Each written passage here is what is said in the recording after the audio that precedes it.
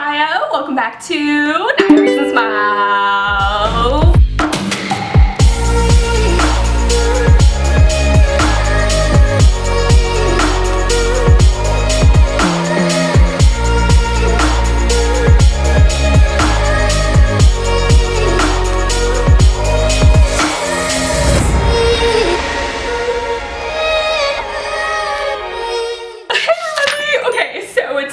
Talking about all the books that I've read since the last time we were together, which was like a month ago, but like we'll just pretend it was like a week, okay? I've just been on this reading roll, you guys. Ever since I finished A Song of Wraiths and Ruin, I have just, like, every book I have read since then has been amazing. Two of these books, I kid you not, I finished in like a day, and the other books I finished so quickly and was just completely immersed by. Yeah, it was definitely a 10-star reading month. I want you to come with me to the future.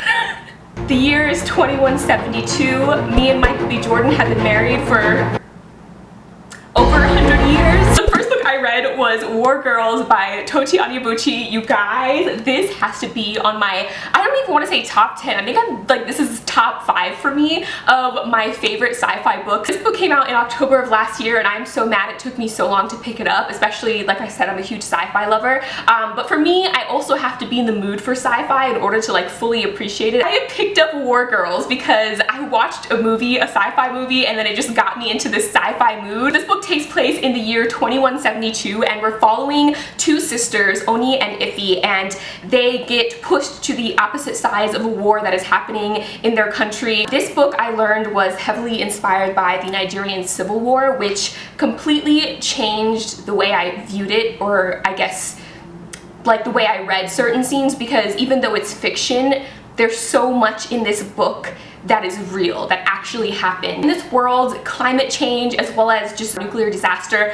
basically made it so that the earth is unlivable. I think I originally compared this book to The 100, which is a TV show, which after reading this book, it's not like it at all outside of just there having been this nuclear disaster. And so a lot of countries have started colonies in space because of the climate.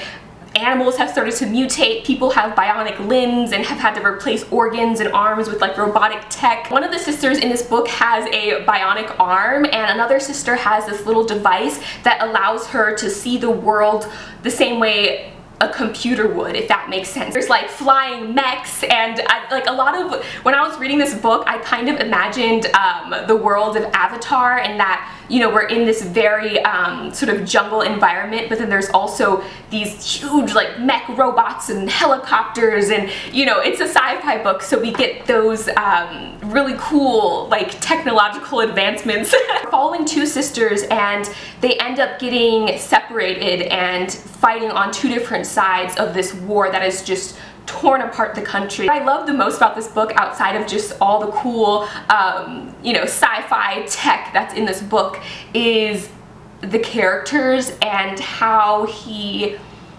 in a very raw and blunt way, described the effects of war on children. The title of this book is War Girls, and in the beginning of the book we're following, you know, these girls that have basically lived, they've only ever known war, and he shows the emotional and physical effects of that. I am not doing the description of this book justice because there's so many moving elements in this book, but I can say that I cannot wait for the second book, which the cover is glorious. Okay, the next book I have here is for all the K-pop fans. Okay, I was sent this book by Simon Teen. It was a total surprise, and as soon as it came in the mail, I started reading it. Shine. It was written by Jessica from Girls' Generation. You guys, Girls' Generation was the K-pop group that like initially got me into K-pop years and years ago.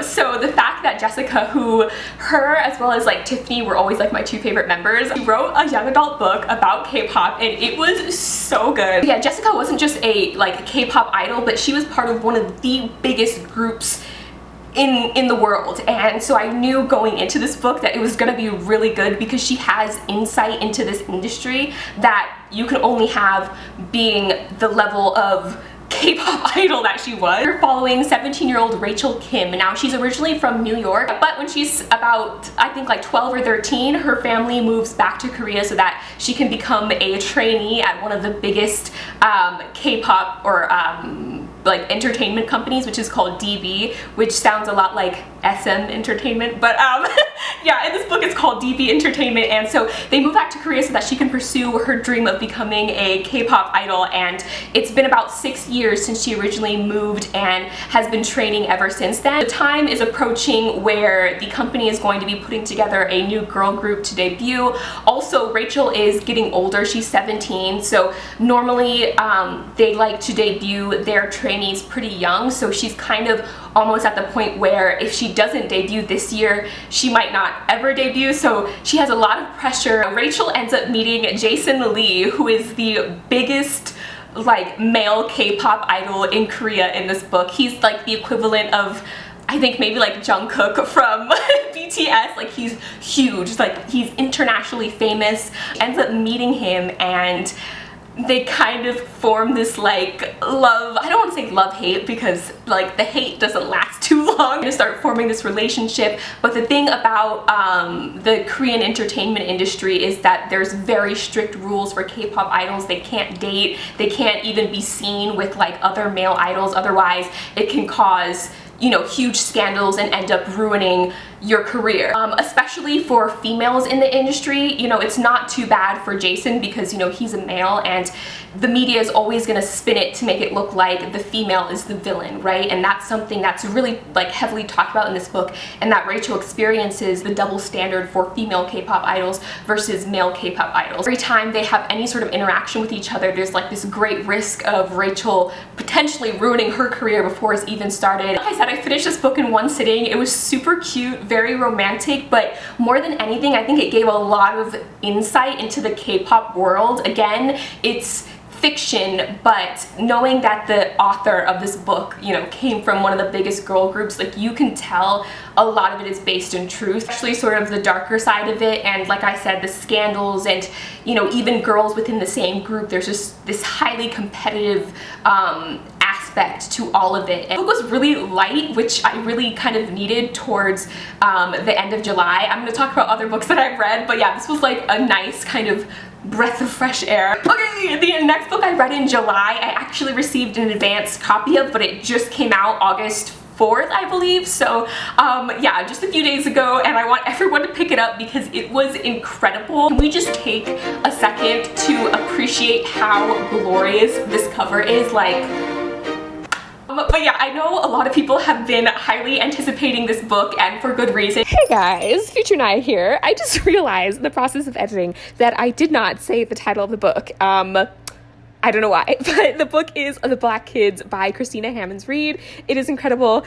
Okay, back to your regular scheduled program. So this book takes place in 1992 Los Angeles, so it takes place in the 90s. There are so many 90s pop culture references in this book. We're following our main character named Ashley, and she has grown up in a, I would say, like upper middle class to upper class white neighborhood, as well as gone to a predominantly white school. She's the only black friend in her friend group, and she's just grown up in a very white environment. Throughout her childhood growing up, and even now in the book, she's kind of had to bite her tongue a lot. So there's been a lot of situations where, you know, her friends may have said something, or, you know, her teachers may have said something, and it was very obviously racist, but because she's the only black person of the friend group, or, you know, in that environment, she kind of holds her tongue and just laughs it off when it was actually very offensive, something that she should have spoken up about. Because of the riots going on, a lot of conversations surrounding race have started to come up. This book, more than anything, I feel like is coming of age story, but also a story about a girl who is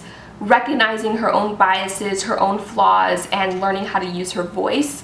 If I could summarize it or give an elevator summary of the story, I actually got to moderate a panel with Christina, the author, and I got to kind of hear her insight in writing this book. And something that she pointed out that I immediately noticed when I started reading the book is that the main character of this book, she is not a perfect character by any means. Even though she is black, she has a lot of stereotypes of her own people, just having grown up in a predominantly white neighborhood, going to a white school. She wasn't exposed to a lot of the racism she would have experienced if she had grown up in a black neighborhood and gone to a primarily black school. And you know, you see her make mistakes and say things. Like, there was something she said that was very racist, and I was surprised. I'm like, girl, imagine if someone said that about you, you know what I mean? And she saw the effects of that later on. I'm not gonna spoil it, but she is someone who is not perfect, hasn't really used her voice or spoken up about Black lives, and you see her kind of slowly start to recognize the microaggressions and the racism that she's kind of ignored or just been blind to, having grown up with quite a lot of privilege, actually, because her family is quite wealthy. What I love the most about this book is that we really got that character arc. You know, we have this character who really has a lot to learn, and by the end of the book you see her recognize her own mistakes.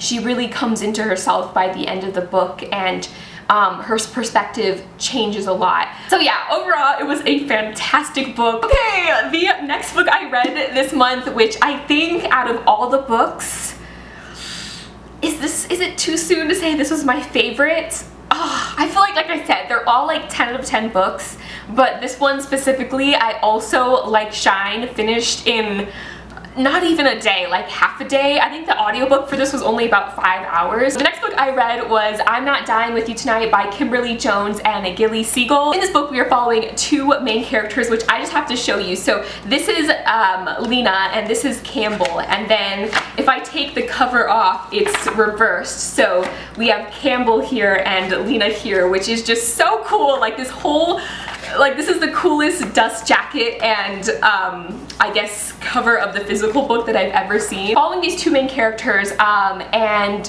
they both decide to go to the high school football game that's going on that night, and Campbell is running the concession stand. So an argument starts outside of the concession stand, which quickly turns into this huge fight that gets violent, and police are called, and eventually like gunshots are fired, and it just turns violent so quickly. So they decide to stick together even though they don't like each other very much, just so that they can survive the night and hopefully make it back home, which in order to get back home they have to go through the city at night, which is very dangerous. And not only that, but there's a lot of protests and violent riots that have started. Our book takes place over one night, which is why it's called I'm Not Dying With You Tonight. And what Kimberly so brilliantly did was, you know, we talk about the experience as a white female in America versus the experience as a black female in America, and this book shows both perspectives side by side. Lena's black and Campbell's white, and they're both together,